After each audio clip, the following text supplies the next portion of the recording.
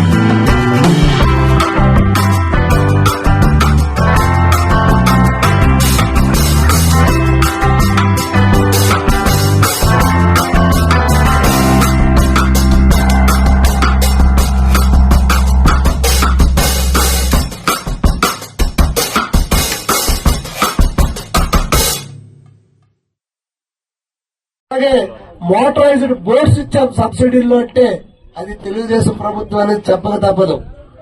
మీ అందరికీ తెలుసు, చంద్రబాబు నాయుడు గారు ఒక్కసారి మాటిస్తే ఎట్టి పరిస్థితుల్లో కూడా ఆ మాటకు ఆయన తప్పడు. ఇచ్చిన మాట ప్రకారం 10,000గా ఉన్న భరోసా 20,000 రూపాయలు ఇస్తానని ఆ మాటని చెప్పి ఆయనకి మత్స్యకారుల మీద ఉన్న ప్రేమని చాటి చెప్పి చూపించారు కూడా. అదేవిధంగా మత్స్యకారుల జీవన అభివృద్ధి కోసం మీరందరూ చెప్పారు. నాకు 7 ఊర్లు కూడా నేను తిరిగాను. ప్రతి ఒక్క మత్స్యకారుడి యొక్క జీవన పరిస్థితి శైలి ఎలా ఉంటుందో కూడా నేను అర్థం చేసుకున్నాను. నేను మన యువ నాయకులు కేంద్ర మంత్రి అత్యంత భిన్న వయసు కలిగినటువంటి కేంద్ర మంత్రివర్యులు రామ్మోహన్ నాయుడు గారితో చెప్పాను, సమస్యలు చెప్పాను. నేను చెల్లించిపోయాను. ప్రతి ఊర్లో మీకుండే పరిస్థితులు నాకు తెలుసు. అందుకే ఆ రోజు ఇమ్మీడియట్ గా నా సొంత ఖర్చుతో బోర్ వేయడం జరిగింది. మొన్న బందరవారిపేట సాయంకాలం వెళ్లి మిట్ట మధ్యాహ్నం 1:30 వరకు ఊరంతా ఒడిసిపెట్టి తిరగడం జరిగింది. మీకు ఏం వసతులు కావాలనేది కూడా మేము పూర్తిగా తెలుసుకున్నాం. ఫేజ్డ్ మేనర్ గా ఒక్కొక్కటిగా చేసి తీరుతాం. మీ అందరికీ మౌలిక వసతులు కల్పిస్తాం. అలాగే రామన్న కూడా తీర ప్రాంత గ్రామాల్లో సాగర్ మాల్ అని పేరు పెట్టి మీకు ఈ సోలార్ ల్యాంప్స్ కూడా ఇవ్వడం జరుగుతుంది. దాంట్లో భాగంగా మొన్నే కుందువానిపేటలో 40 ఇచ్చాం. మత్స్యలేశం కూడా అడిగారు, వారికి కూడా ఇస్తాం. ఇక్కడ కూడా రామన్న ఆయన ఎంపీ నిధులతో ఇక్కడ కూడా ఇవ్వడం జరిగింది సముద్రంకి లైట్స్. అలాగే మిగతా అన్ని గ్రామాల్లో కూడా చేస్తాం. ఇక మత్స్యకార సోదరులు ఎక్కడికో కర్ణాటక, తమిళనాడు, గుజరాత్, కేరళ ఈ ఊర్లన్నీ వెళ్లిపోయి వలస వెళ్లిపోయే పరిస్థితి, భార్యలకు పిల్లలకు దూరంగా ఉండే పరిస్థితి. ఉమెన్స్ మీటింగ్ ఎలక్షన్ ముందైతే రాష్ట్రంలో ఫస్ట్ ఉమెన్స్ మీటింగ్ ఈ కుర్రాడైతే చేయగలడని చెప్పి 2 రోజుల ముందు చెప్పారు. ఈవేళ చెప్పారు ఎల్లుండి మీటింగ్, సీఎం గారు రావాలి. మున్సిపల్ హై స్కూల్ గ్రౌండ్ లో మీటింగ్ పెడితే 5,000 మంది మహిళా సోదరి మనులకి అక్కడ తెప్పిస్తే అక్కడ గౌరవ ముఖ్యమంత్రి వర్యులు అప్పుడు ప్రతిపక్ష నాయకులుగా ఉన్నప్పుడు, సార్ ఇక్కడ 7 మాది సుదీర్ఘమైనటువంటి తీర ప్రాంతం, 7 గ్రామాలు ఉన్నాయి, దశమచలేసంతో 8. ఈ 8 గ్రామాల్లో దాదాపు 35,000 మంది ఉన్నారు. వీరిలో చాలా మంది వేటకు వెళ్లిపోయిన పరిస్థితి. మాకు ఇక్కడ ఏదో ఒక మినీ జట్టి కావాలని నేను ఆయనకి అభ్యర్థన చేస్తే అక్కడ అనౌన్స్ చేశారు. ఆ అనౌన్స్ చేసిన మేరకు ఇప్పుడు ఈ రోజు మన నియోజకవర్గంలో పీజీపేటలో మినీ జట్టి చేయడానికి పూర్తి ఏర్పాట్లు చేస్తున్నాం. అలాగే బొడగట్లపాలెంలో ఫిషింగ్ హార్బర్ వస్తుంది, ఇక్కడ ఒకటి వస్తుంది, అలాగే బావనపాడులో ఒకటి వస్తుంది, మంచినీళ్ళపేటలో ఒకటి వస్తుంది. ఇవన్నీ వచ్చినట్లయితే మన జిల్లా మత్స్యకార సోదరులు ఎక్కడికి వెళ్లాల్సిన పరిస్థితి లేదు, తిరిగి మన జిల్లాకి వలస వచ్చే పరిస్థితి కూడా ఏర్పాటవుతుంది. ఇంకా 2 నదులు ఉన్నాయి. ఒకప్పుడు బీచ్ ఫెస్టివల్ చేసుకున్నాం, కలిగిపట్నంలో బీచ్ కొట్టుకుపోయింది, నది డైరెక్షన్ మారింది. అలాగే ఇక్కడ కూడా డైరెక్షన్ మారిందని కలెక్టర్ గారు తీసుకొచ్చి పడవలో వెళ్లాం. మంత్రులిద్దరికీ చెప్పాను, గౌరవ మత్స్యకార శాఖ మంత్రులు కిందరా బచ్చెన్నాయుడు గారికి కూడా మీ సమస్యలన్నీ వివరించాను. ఆయనకు కూడా సుదీర్ఘమైన ఈ తీర ప్రాంతం ఉన్నటువంటి ఆయన నియోజకవర్గం కనుక ఆయనకి అందరు మత్స్యకారుల యొక్క కష్ట సుఖాలు తెలుసు. తప్పకుండా ఈ నది ఏదైతే పీజీపేటలో రోజు రోజుకి కొట్టుకొని ముందుకు వచ్చేస్తుంది. నేను సీఎం ఈ రోజు మత్స్యకారుల సేవలో అనే కార్యక్రమంలో మత్స్యకారు భరోసా వేట నిషేధ కాలంలో గంగపుత్రులకి ఆర్థికంగా భరోసా ఇచ్చి ఆదుకోవాలనే సంకల్పంతో ఎన్డీఏ కూటమి ప్రభుత్వం గౌరవ ముఖ్యమంత్రి వర్యులు నారా చంద్రబాబు నాయుడు గారు ఇచ్చిన మాట ప్రకారం కట్టుబడి ఈ రోజు మత్స్యకార భరోసా విడుదల చేయడం జరిగింది మొన్న బుడగట్లపాలెంలో. అదే సందర్భంగా ఈ నియోజకవర్గంలో కూడా ఈ రోజు మత్స్యకార సోదరులందరికీ కలిసి వారితో మాట్లాడి వారి సమస్యలు తెలుసుకొని వారికి మత్స్యకార భరోసా ఇక్కడ ఇచ్చే ఏర్పాటు చేయవలసిందిగా ఆదేశించడం జరిగింది గౌరవ ముఖ్యమంత్రి వారి. వారి ఆదేశాల మేరకు ఈ రోజు శ్రీకాకుళం నియోజకవర్గంలో గార మండలం బలరాంపురంలో ఈ కార్యక్రమాన్ని ఏర్పాటు చేయడం జరిగింది. నాయకు అక్కడ ఉండి పేరు.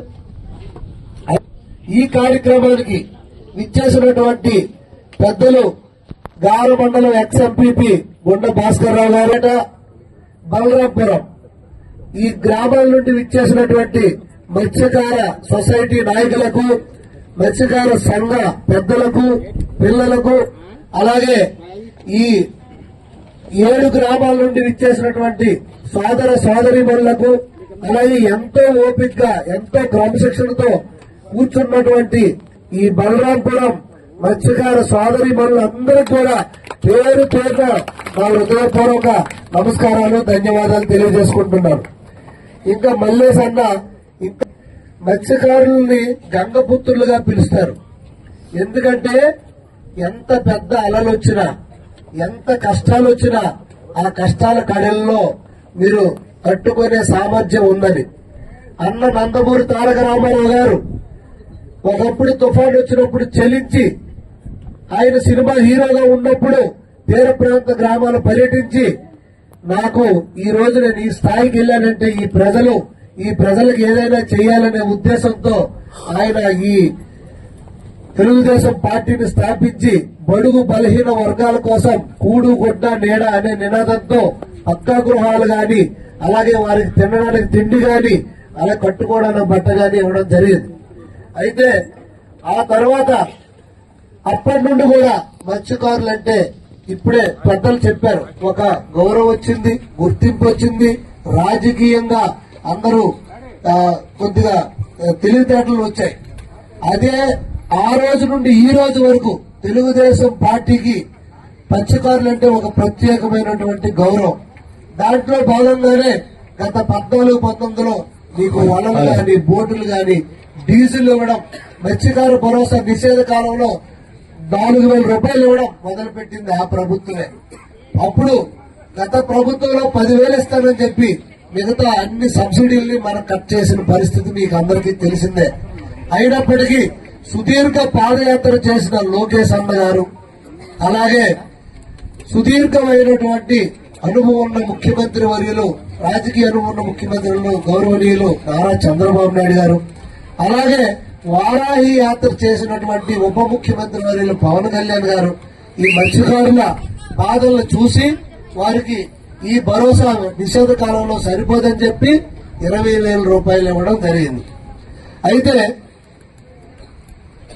మత్స్యకార సభ్యులకు ఏదైతే మాట ఇచ్చారో ఆ మాట ప్రకారం ఈ రోజు 20,000 విడుదల చేయడం జరిగింది. చాలా మందికి ఇంకా కొన్ని విలేజ్ లో రాలేదని కూడా మాకు చెప్పడం జరిగింది. ఆ విషయాన్ని ఫిషరీస్ డిపార్ట్మెంట్ వద్దకు తీసుకెళ్లాం. గత ప్రభుత్వం మాదిరిగా వివక్ష చూపించడం ఉండదు. పార్టీలకు అతీతంగా మత్స్యకారుడెన్నో ప్రతి ఒక్క సోదరుడికి ఆ నిబంధనల ప్రకారం మనం ఇస్తామని తెలియజేయడం జరుగుతుంది. డీజిల్ పై సబ్సిడీ ఇచ్చామంటే నీరు వచ్చింది సార్ అని వెంటనే కలెక్టర్ గారు పిలిచి ఆదేశాలు ఇచ్చారు. ఈ రోజు నిన్న టీం వచ్చింది, 2 కోట్ల మిషన్ తీసుకొచ్చారు. దాంతో టెస్టింగ్లు చేశారు. ఇంకో మిషన్ నీటిలో పెట్టారు. 5 రోజుల తర్వాత తీస్తారు.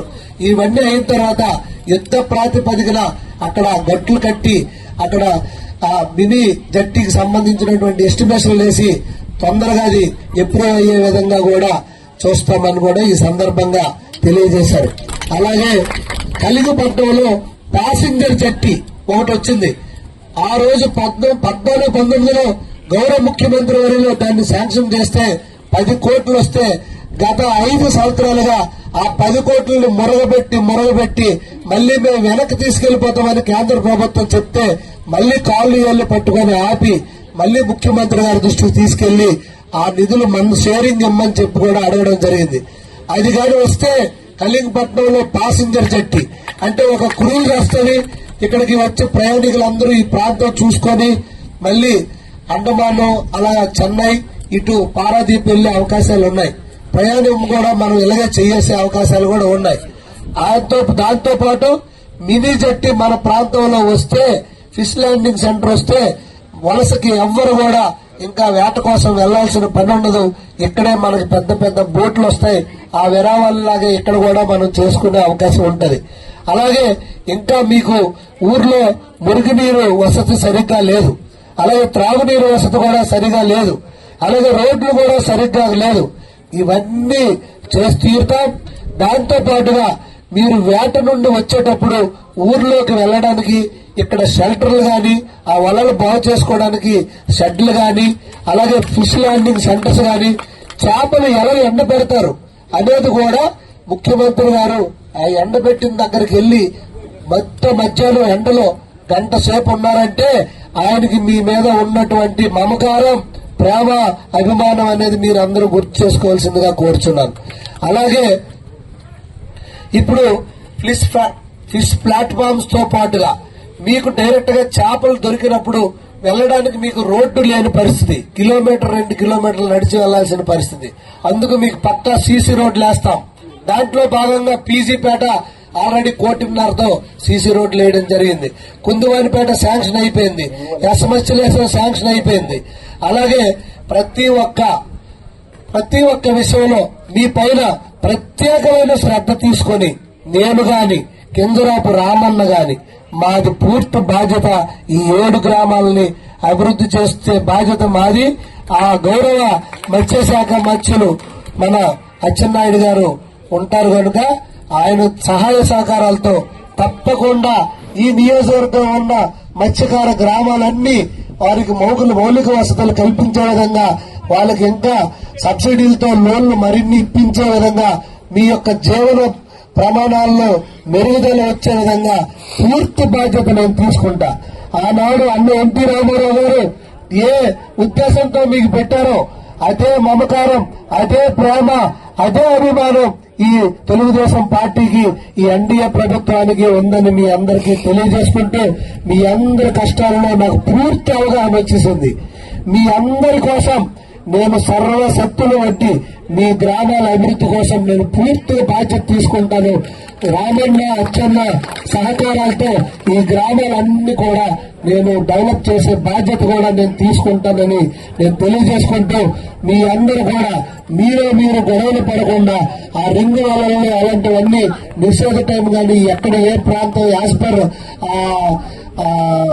ఫిషర్మెన్ నార్మ్స్ ప్రకారం ఏదుందో ఆ డిపార్ట్మెంట్ ప్రకారం మీరందరూ ఫాలో అయ్యి మీరందరూ ఐకమత్యంగా ఉండి మీరందరూ అభివృద్ధి చెందాలని కోరుకుంటూ, ఆ గంగమ్మ తల్లి ఆశీస్సులు మనందరిపై, అలాగే మన గౌరవ ముఖ్యమంత్రి వర్యులు చంద్రబాబు నాయుడు గారిపై ఉండి ఆయన ఆరోగ్యాలతో ఆయన మరిన్ని సంవత్సరాలు సంపూర్ణంగా ఆనందంగా ఉండి మనందరినీ పరిపాలించి ఈ రాష్ట్రాన్ని, మనం తీర ప్రాంత గ్రామాల్ని, ఈ వెనుకబడిన ప్రాంతాన్ని అభివృద్ధి చేయడానికి ఆయనకి ఆ గంగమ్మ తల్లి ఆశీస్సులు ఉండాలని మనం అందరం కోరుకుంటూ, ఈ రోజు ఇంత చక్కటి కార్యక్రమాన్ని మీరు ఏర్పాటు చేశారు. నేను 9 నుండి 11 వరకు అని చెప్పాను.